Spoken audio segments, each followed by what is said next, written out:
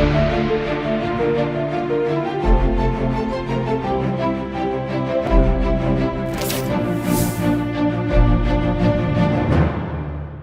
मैं हूं रत्ना और आप देख रहे हैं सी न्यूज़ भारत। आयोग करते उत्तर प्रदेश बुलेटिन की और बात होगी सिद्धार्थनगर की, जहां जिलाधिकारी ने कस्तूरबा गांधी आवासीय विद्यालय की कक्षा 9वीं की छात्र को मोबाइल गिफ्ट किया है। अगली खबर भी सिद्धार्थनगर से है, जहां खुसराजपुर गांव में ग्राम चौपाल गांव की समस्या गांव में समाधान कार्यक्रम का आयोजन किया गया। ऐसी तमाम खबरों पर विस्तार से चर्चा करेंगे। बरेली के जिला अस्पताल में पिछले 9 सालों से लगातार गरीब और असहाय मरीजों के लिए भोजन की व्यवस्था कर रही समर्पण एक प्रयास संस्था की सुविधा बढ़ाने के लिए खंडेलवाल लेडीज क्लब द्वारा टीन शेड का निर्माण और पंखों का वितरण किया गया। इस कार्यक्रम का उद्घाटन कैंट विधायक संजीव अग्रवाल और उनकी धर्मपत्नी ममता अग्रवाल ने किया, जिसमें सीएमओ डॉक्टर विश्राम सिंह और डॉक्टर मधु गुप्ता भी मौजूद रहे। संस्था के अध्यक्ष दिलीप कुमार अग्रवाल ने बताया कि बारिश और धूप के कारण भोजन वितरण में आने वाली कठिनाइयों को देखते हुए ये व्यवस्था की गई है, जिससे सेवा कार्य निर्बाध रूप से चलता रहे। कार्यक्रम में संस्था द्वारा जरूरतमंदों की सेवा के संकल्प को दोहराया गया और दिव्यांग आशीष सिंह को व्हील चेयर भी प्रदान की गई। कार्यक्रम में रागिनी अग्रवाल, बीना खंडेलवाल, सरिता खंडेलवाल, अरुणा खंडेलवाल मौजूद रही। प्रयास एक सेवा का ऐसा संस्थान जो इसके सभी सेवादार इस कार्य को कर रहे हैं। भूखे को भोजन, इससे अच्छा कोई काम नहीं हो सकता। और इस स्थान के लिए एक जो शेड की आवश्यकता थी काफ़ी समय से, वो खंडेलवाल लेडीज क्लब की हमारी भाभियों ने एक बार आने पर ही मन में विचार करा, संकल्प लिया और आज उसको सिद्ध करने का काम किया।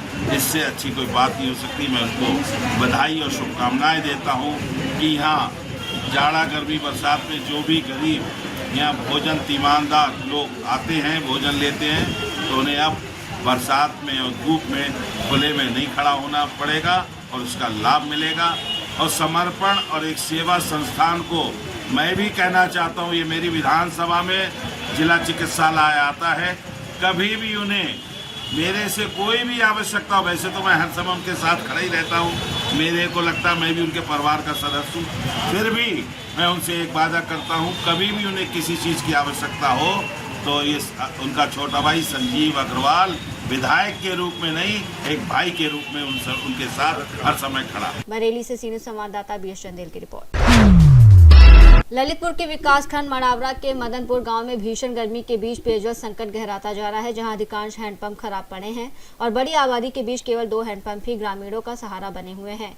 हालात ये हैं कि महिलाएं, बच्चे और बुजुर्ग पानी के लिए घंटों कतार में खड़े रहने को मजबूर हैं और दूर दराज से पानी लाकर किसी तरह व्यवस्था कर रहे हैं। ग्रामीणों का आरोप है कि जिम्मेदार विभाग और स्थानीय प्रशासन समस्या की ओर ध्यान नहीं दे रहे हैं, जबकि कागजों में पानी व्यवस्था और हैंडपंप मरम्मत के नाम पर लाखों रुपए खर्च दिखाए जा रहे हैं।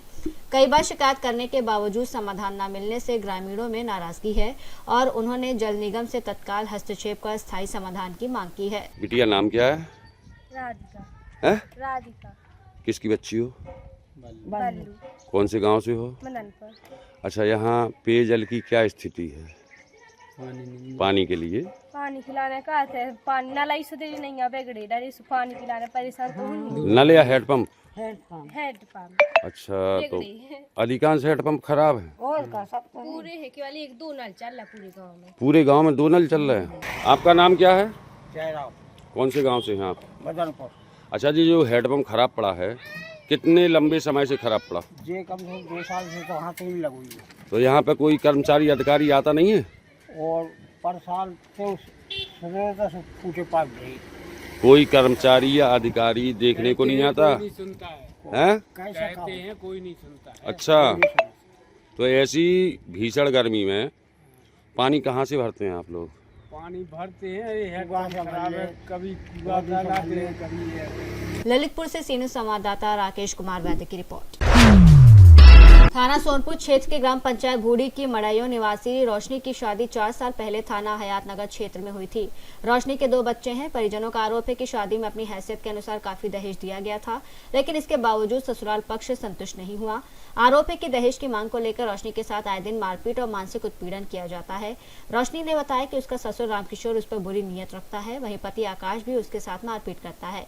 परिजनों का आरोप है कि आकाश का शेरपुर की एक लड़की से संबंध है, जिसके चलते वो रोशनी को प्रताड़ित करता है और उस पर दबाव बनाता है। परिजनों का कहना है कि रोशनी बेहद गरीब परिवार की बेटी है और उसका कोई भाई भी नहीं है, जिसके कारण वो खुद को असहाय महसूस कर रही है। अब पीड़िता और उसके परिवार ने प्रशासन से न्याय की गुहार लगाई है। क्या नाम है आपका? रोशनी। क्या मामला हुआ है? मेरे पति ने और मेरी सास ने मारा दहेज के लिए और बोल रहे थे मुझे गाड़ी ला के दे दे, कागज में बुलेट गाड़ी और 50,000 रुपया लेकर। सर मेरा भाई बहन तो कोई है नहीं, मेरे भाई तो है नहीं, माँ और पिता हैं और बहन है छोटी। सर बोल रहे थे कागज में का यह जगह मेरे नाम करा या फिर मुझे गाड़ी ला के दे। क्या नाम है आपके पति का? पति का नाम आकाश है। कहाँ का रहने वाला है? यादनगर नई बस्ती के पास में जियो टावर पे।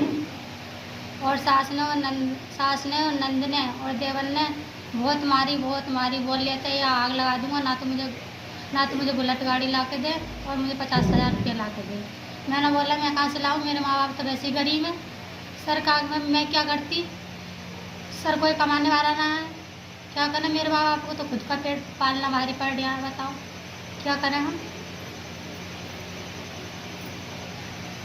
सर मुझसे कभी प्यार नहीं करता है, क्योंकि शिमानी से करता है, वो शेरपुर की रहने वाली है, मेरे आंखों के सामने बात करता है। कभी मुझसे 4 साल से कभी तमीज़ से नहीं बोला, कभी भी।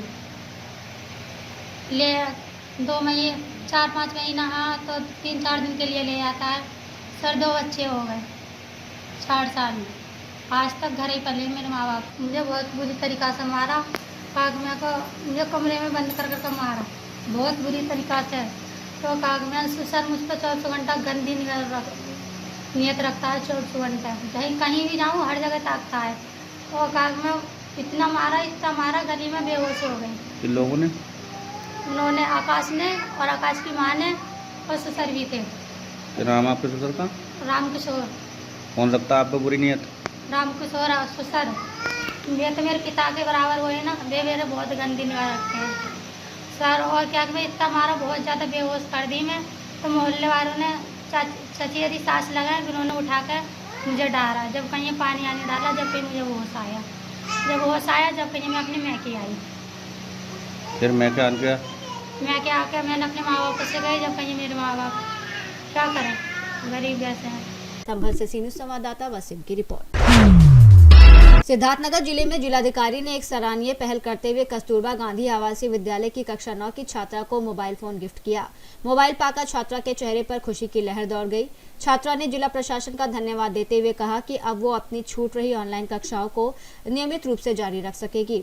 दरअसल मिशन शक्ति फेज 5 के अंतर्गत आयोजित हक की बात कार्यक्रम के दौरान छात्रा ने जिलाधिकारी को बताया था कि उसके पास मोबाइल फोन नहीं है, जिसके कारण वो गर्मी की छुट्टियों में चल रही ऑनलाइन कक्षाओं का लाभ नहीं ले पा रही थी। इससे उसकी पढ़ाई प्रभावित हो रही थी। छात्रा की समस्या को गंभीरता से लेते हुए जिलाधिकारी शिव शरणप्पा जैन ने तत्काल पहल की। जिलाधिकारी ने कहा कि शासन की मंशा के अनुरूप प्रत्येक बच्चे को गुणवत्तापूर्ण शिक्षा उपलब्ध कराना प्रशासन की प्राथमिकता है। किसी भी छात्र छात्रा की आर्थिक या तकनीकी समस्या उनकी शिक्षा में बाधा नहीं बनने दी जाएगी। वहीं मीडिया से बातचीत के दौरान छात्रा काजल ने बताया कि विद्यालय में आयोजित निबंध प्रतियोगिता में उसे 2य स्थान प्राप्त हुआ था। हक की बात कार्यक्रम के दौरान उसने जिलाधिकारी के सामने अपनी समस्या रखी थी। बेटा क्या नाम है आपका और कौन से विद्यालय में पढ़ती हो? सर मेरा नाम काजल है, मैं कस्तूरबा गांधी आवासीय विद्यालय में पासी में पढ़ती हूँ। अच्छा, आज डीएम साहब के द्वारा आपको एक एंड्रॉयड मोबाइल प्लस में 1 साल का रिचार्ज वगैरह डाल के दिया गया है। कैसे आपकी मुलाकात डीएम साहब से हुई, क्या कुछ बातें हुई थी और आज उन्होंने आपको मोबाइल दिया? सर हमारे विद्यालय पे निबंध प्रतियोगिता हुई चिड़ियाघर से, जिसमें मेरा 2nd स्थान आया और फिर मैं यहाँ जिलाधिकारी के सामने आई, जिसे सर ने कहा जिलाधिकारी के साथ हक की बात करना था। तो उन्होंने पूछा जिस बच्चे को जो समस्या हो वो अपनी समस्या मुझसे शेयर करे। तो मेरी समस्या थी कि ना मेरे घर पे लाइट था और ना ही फ़ोन।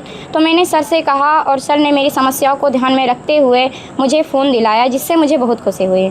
अच्छा, इससे आपकी पढ़ाई में कितनी आसानी होगी, कितना कारगर ये मोबाइल आपके लिए साबित होगा? सर इससे फ़ोन से हमारी समस्याओं का बहुत समाधान हो सकता है। जैसे आजकल स्कूलों में PDF भेजे जा रहे हैं, जिससे मुझे बहुत कठिनाइयाँ हो रही थी, मैं नोट्स नहीं पूरा कर पा रही थी, और इस फ़ोन की सहायता से मैं नोट्स पूरा कर लूँगी और ऑनलाइन क्लासेस भी ज्वाइन कर लूँगी। अच्छा, जो हक की बात जिलाधिकारी द्वारा चलाया जा रहा है, क्या लग रहा है जो तमाम छात्र छात्राएँ हैं जिनकी समस्या है, इस कार्यक्रम से उनकी समस्याएं दूर हुई जैसे आज आपको मोबाइल मिला? ये सर सभी की समस्या हल हो सकती हैं अगर ऐसे सर साथ रहें तो। सिद्धार्थनगर से सी न्यूज़ संवाददाता धर्मेंद्र कुमार की रिपोर्ट। सिद्धार्थनगर जिले के विकासखंड नौगढ़ अंतर्गत बर्डपुर नंबर 14 के खुसराजपुर गांव में ग्राम चौपाल गांव की समस्या गांव में समाधान कार्यक्रम का आयोजन किया गया। इस दौरान अपनी समस्याओं को लेकर पहुंचे ग्रामीणों की शिकायतें जिलाधिकारी शिव शरणप्पा जीएन, मुख्य विकास अधिकारी बलराम सिंह समेत जिले के विभिन्न विभागों के अधिकारियों ने सुनी। अधिकारियों ने कई समस्याओं का मौके पर ही निस्तारण कर दिया। ग्राम चौपाल को लेकर जिलाधिकारी शिव शरणप्पा जीएन ने बताया कि शासन की मंशा के अनुरूप जिले में प्रत्येक सप्ताह एक गांव में ग्राम चौपाल का आयोजन किया जाता है। इस कार्यक्रम में जिले के सभी संबंधित विभागों के अधिकारी मौजूद रहते हैं और ग्रामीणों की समस्याओं को सुनकर उनके समाधान का प्रयास किया जाता है। उन्होंने कहा कि जिन समस्याओं का समाधान मौके पर संभव नहीं हो पाता, उनके निस्तारण के लिए संबंधित अधिकारियों को निर्धारित समय सीमा के भीतर कार्रवाई करने के निर्देश दिए जाते हैं। चौपाल का आयोजन किया गया। गाँव की समस्या गाँव में समाधान सर आज शासन के निर्देश के क्रम में हमारे और मुख्य विकास अधिकारी द्वारा यहाँ पे चौपाल लगाया गया है। लोगों को इस समस्या हम लोगों ने सुना है और सभी विभागीय अधिकारी यहाँ पे उठे जितने शासन के महत्वपूर्ण योजनाएं हैं उसके बारे में लोगों को बताया गया है और जहाँ जहाँ लोगों को अगर उसकी बेनिफिट नहीं मिल रहा तो उस चीज़ को हम लोग और गहनता से देखने के लिए यहाँ पे कैंप भी लगाएंगे। सर, एक राजपुर गांव की समस्या थी। एक पीड़ित ने बताया कि उनके गांव में कोई सरकारी भूमि है, गड्ढा, उस पर कुछ लोगों ने कब्जा कर लिया। ये अभी हम लोग सुबह जन सुनवाई में संज्ञान में आया था तो हम लोग इसको एसडीएम को तत्काल निर्देशित किया है कि मौके पर जाके संबंधित दोनों पक्षों को सुन के उसको नियमानुसार कार्रवाई करें। सर, अब तक कितने ग्राम चौपाल सिद्धार्थनगर जिलों में आयोजित किए गए और कितने मामलों का निस्तारण हुआ? ये शासन के निर्देश के क्रम में हर फ्राइडे को हम लोग लगातार हर एक तहसील में, हर ब्लॉक्स में हम लोग सुनिश्चित करते हैं कि चौपाल लगे जहाँ पे लोगों की समस्याओं को सुना जाए और उनको शासन की जितनी महत्वपूर्ण योजनाएं उनके बारे में जानकारी दी जाए। सिद्धार्थनगर से सी न्यूज़ संवाददाता धर्मेंद्र कुमार की रिपोर्ट। बुलेटिन में फिलहाल इतना ही। देश और दुनिया की तमाम बड़ी खबरों के लिए देखते रहिए सी न्यूज़ भारत।